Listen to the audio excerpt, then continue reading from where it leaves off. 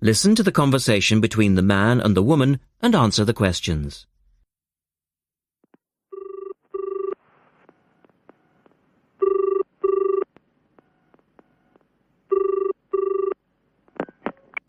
Hello, Paraglider's Paradise. How can I help you? Oh, hi. I'm interested in doing a course in paragliding. Which course are you interested in? Well, I'm not sure. What's available?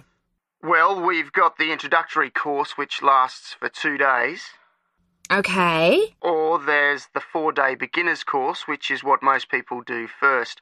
I'd tend to recommend that one. And there's also the elementary pilot course, which takes 5 to 6 days depending on conditions. We might try the beginner's course. What sort of prices are we looking at? The introductory is $190. The beginner's course, which is probably what you'd be looking at, is $320. No, sorry, $330. It's just gone up. And the pilot course is $430. Right. And you also have to become a member of our club so that you're insured. That'll cost you $12 a day. Everyone has to take out insurance, you see. Does that cover me if I break a leg? No, I'm afraid not. It's only third party and covers you against damage to other people or their belongings, but not theft or injury. You would need to take out your own personal accident insurance. I see. And what's the best way to get to your place? By public transport, or could we come by bike? We're pretty keen cyclists. It's difficult by public transport, though there is a bus from Newcastle. Most people get here by car, though, 'cause we're a little off the beaten track. But you could ride here, okay? I'll send you a map. Just let me take down a few details. What's your name? Maria Gentle. And your address, Maria? Well, I'm a student staying with a family in Newcastle. So it's care of... Care of Mr. and Mrs. McDonald. Like the hamburgers?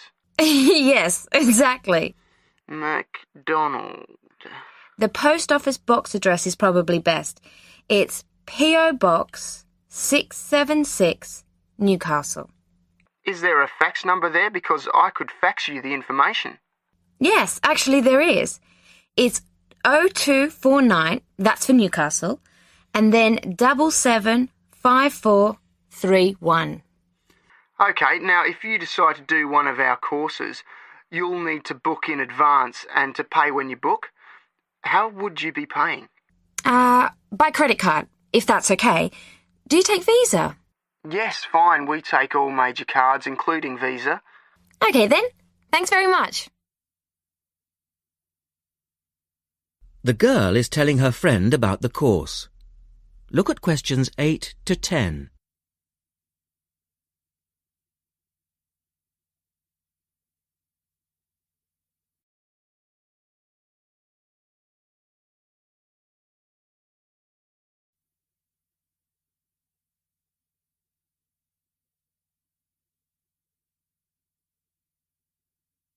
Now listen to their conversation and answer questions 8 to 10. Hi, Pauline. Hi, Maria. What's that you're reading? Just some information from a paragliding school. It looks really good fun. Do you fancy a go at paragliding? Sure. Do you have to buy lots of equipment and stuff? Not really. The school provides the equipment, but we'd have to take a few things along. Such as? Well, it says here, clothes, wear stout boots, so no sneakers or sandals, I suppose, and clothes suitable for an active day in the hills. Preferably a long-sleeve t-shirt. That's probably in case you land in the stinging nettles. It also says we should bring a packed lunch. We do not recommend soft drinks or flasks of coffee. Water is really the best thing to drink. We need to bring suntan lotion and something to protect your head from the sun. Okay, that sounds reasonable. And where would we stay? Well, look, they seem to operate a campsite too, because it says here that it's only $10 a day to pitch a tent. That'd be fine, wouldn't it? And that way we'd save quite a bit, because even a cheap hotel would cost money. Or perhaps we could stay in a bed and breakfast nearby. It gives a couple of names here we could ring. I think I might prefer that. Hotels and youth hostels would all be miles away from the farm, and I don't fancy a caravan. No, I agree. But let's take a tent and pray for good weather. OK, let's do it. What about next weekend? No, I can't. I'm going on a geography field trip. And then it's the weekend before the exams, and I really do need to study. OK then, let's make it the one after the exams. Fine. We'll need a break by then. Can you ring and let me know if you can find out some... That is the end of section 1. You now have half a minute to check your answers.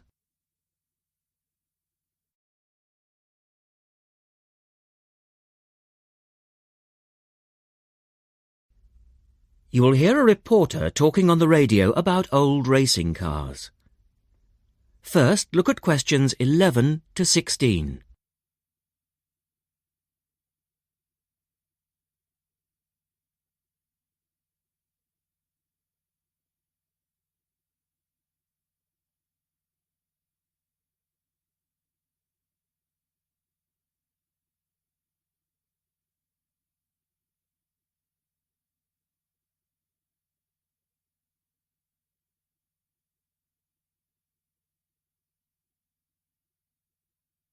As you listen to the first part of the talk, answer questions 11 to 16. The Goodwood Museum is currently celebrating some of the most extravagant types of car design in its Festival of Speed. Here's our reporter, Vincent Freed, who's on site to tell us about some of the cars on display. Well, here I am, standing in front of one of the most prestigious cars ever built, the Duesenberg. A fantastically expensive, luxurious car built in the early part of the 20th century and bearing all the glamorous qualities of the Jazz Age. How many were there?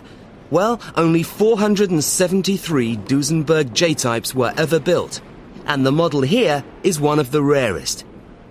Each had a short 125-inch chassis or framework, and the body was always in the form of an open two-seater. The technology behind the car's 6.9-litre engine was extraordinary. It featured capsules of mercury in the engines to absorb vibration and provide an incredibly smooth ride. In fact, these cars offered unparalleled performance. In an age when 160 kilometers per hour was considered very fast, the Duesenberg promised a top speed of 180 kilometers per hour.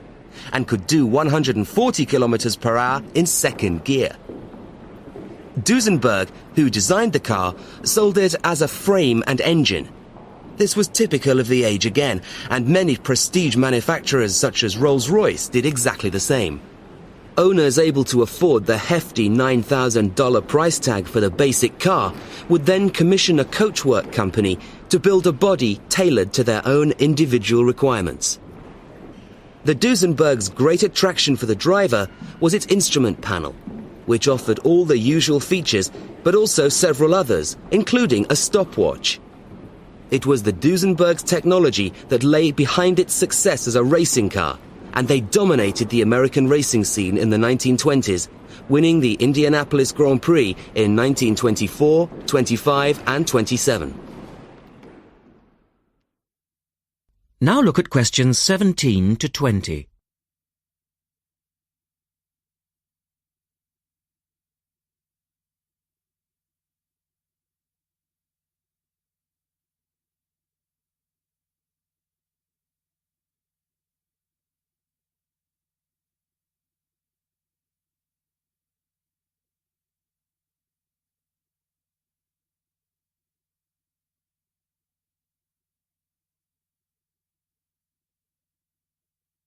As the talk continues, answer questions 17 to 20.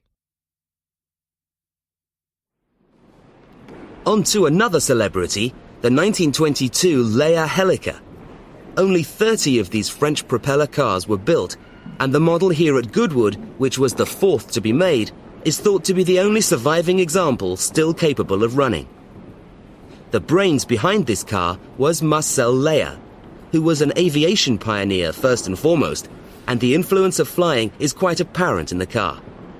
The Leia very strongly resembles a light aircraft with its front propeller, but in this case, it's minus any wings, of course. It's quite odd to think that this car was whirring through France just as the Duesenberg was blasting down roads at 160 kilometers per hour across the Atlantic.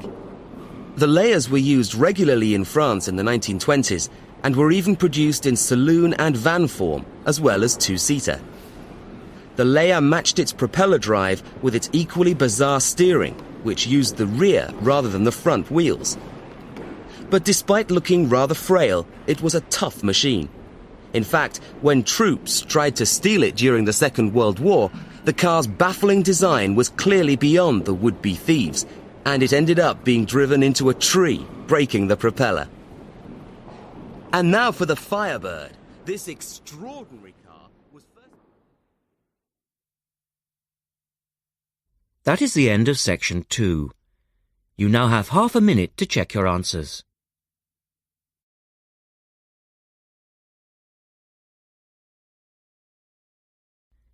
In this section, you will hear a discussion between two students, Rosie and Mike, and a university tutor.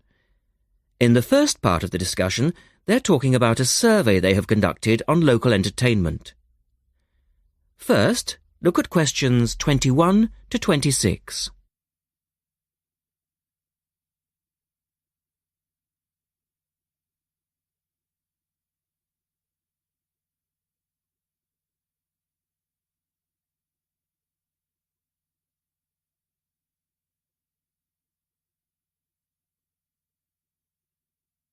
Now listen to the first part of the discussion and answer questions 21 to 26.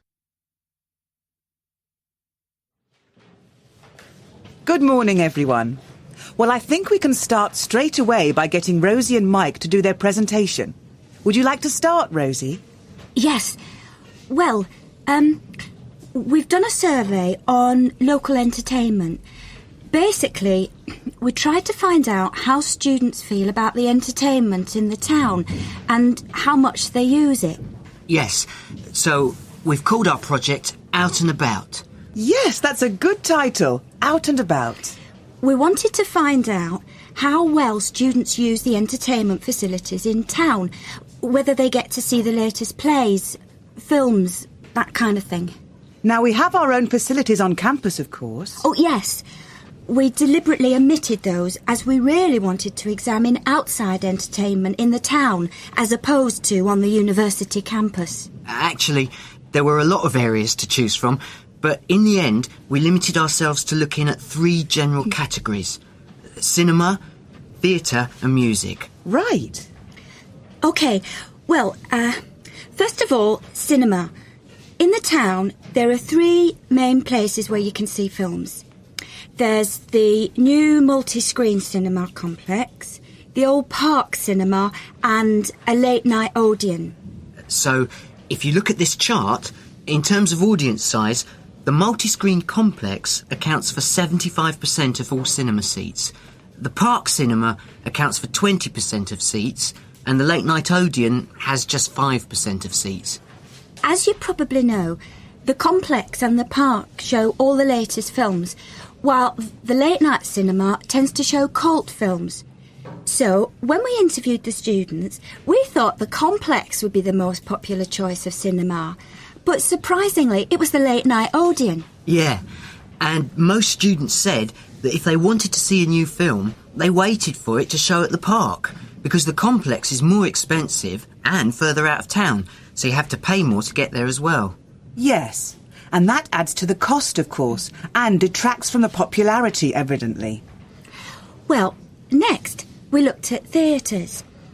The results here were interesting because, as you know, there's a theatre on campus, which is popular, but there's also the Stage Theatre in town, which is very old and architecturally quite beautiful. And there's the large modern theatre, the Ashtop, that has recently been built.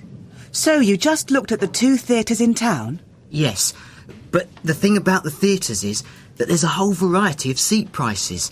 Also, the types of performance vary, so students tend to buy seats at both and like using both for different reasons. And if they want cheap seats at the ash top, they can just sit further from the front. What we did find that was very interesting is that there are periods during the year when students seem to go to the theatre and periods when they go to the cinema. And we really think that's to do with budget. If you look at this graph, you can see that there's a peak around November, December when they go to the theatre more, and then a period in April, May when neither is particularly popular. And then theatre viewing seems to trail off virtually, while the cinema becomes quite popular in June, July. I think you're probably right about your conclusions. In the second part of the discussion, Rosie and Mike talk about different music clubs. Look at questions 27 to 30 first.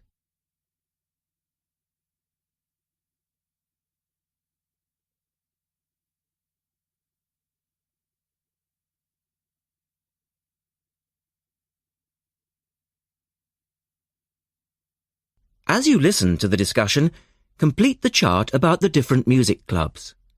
Some answers have been done for you. Listen carefully and answer questions 27 to 30. Well, lastly, we looked at music, and this time we were really investigating the sort of small music clubs that offer things like folk or specialise in local bands. So not musicals as such? That's right. We looked at 3 small music venues and we examined the quality of the entertainment and the venue and gave a ranking for these. A cross, meaning that the quality was poor, a tick, meaning it was okay, and 2 ticks for excellent. First of all, the Blues Club, which obviously specialises in blues music. This was a pretty small place and the seating was minimal, so we didn't give that a very good rating. No, we don't recommend that one, really. Then the Sansu, which plays a lot of South American music. It was a big place, very lively, good performers, so 2 ticks for that one. The Pier Hotel is a folk venue, a good place for local and up-and-coming folk artists to play. Not the best of venues, as it's in a basement and a bit dark, but the quality of the entertainment was reasonable and the lighting was very warm, so we felt it deserved an average rating. Now finally, there's the Bald Rock Cafe, which features big rock bands and is pretty popular with students, and we enjoyed ourselves there as well, so top marks for that one. And then, did you get any information from the students as to which of the clubs they preferred? That is the end of section 3. You now have half a minute to check your answers.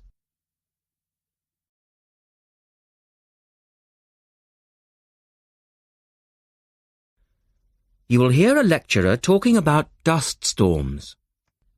First, you have some time to look at questions 31 to 36.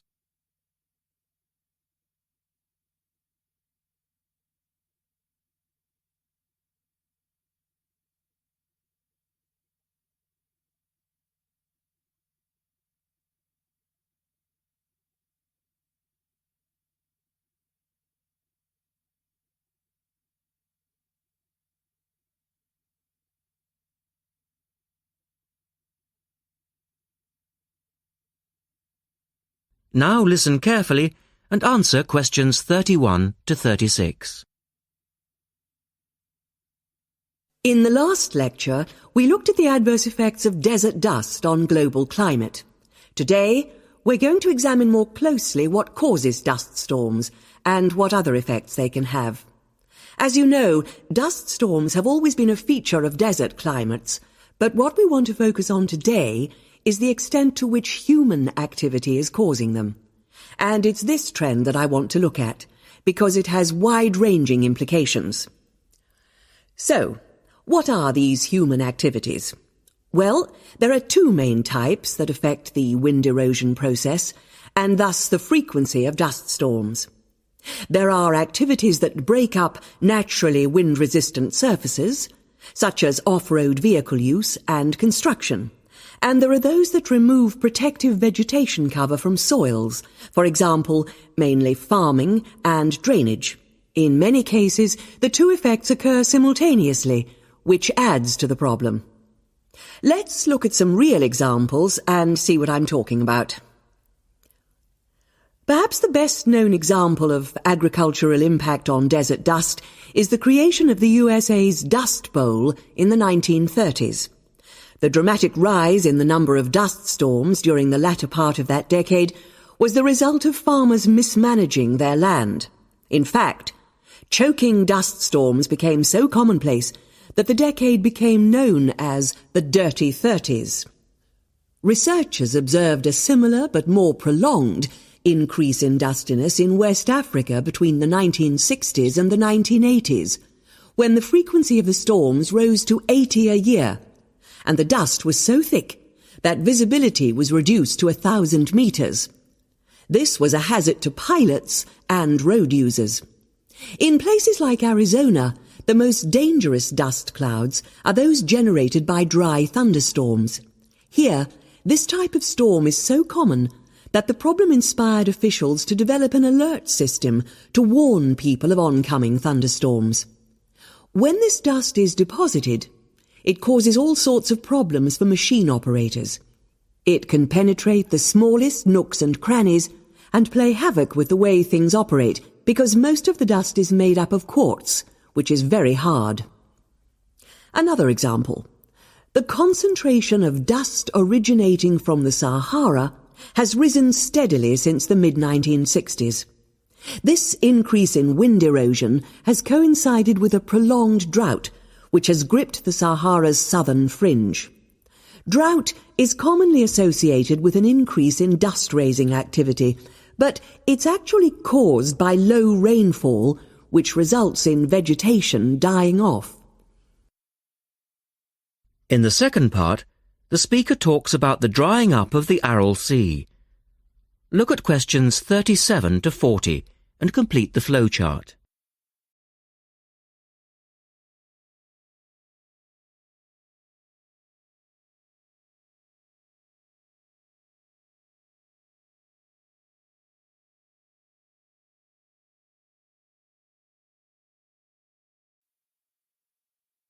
One of the foremost examples of modern human-induced environmental degradation is the drying up of the Aral Sea in Central Asia.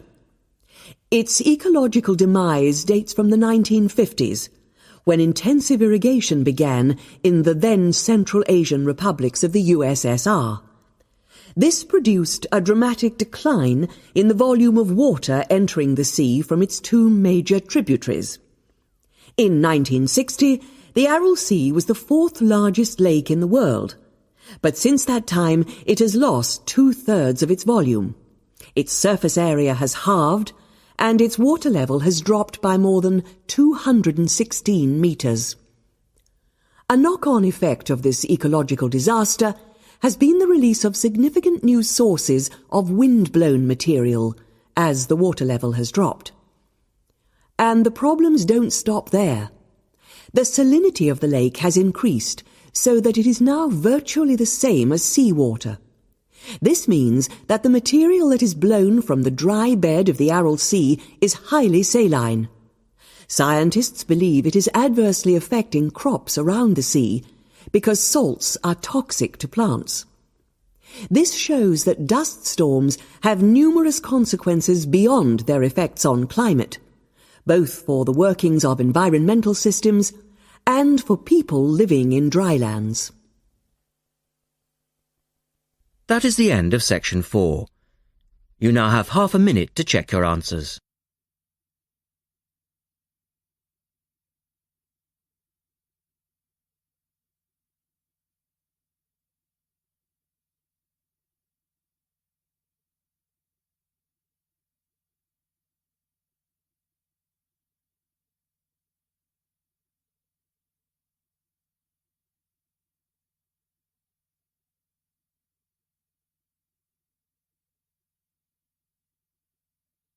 That is the end of the listening test. At the end of the real test, you will have 10 minutes to transfer your answers to the listening answer sheet.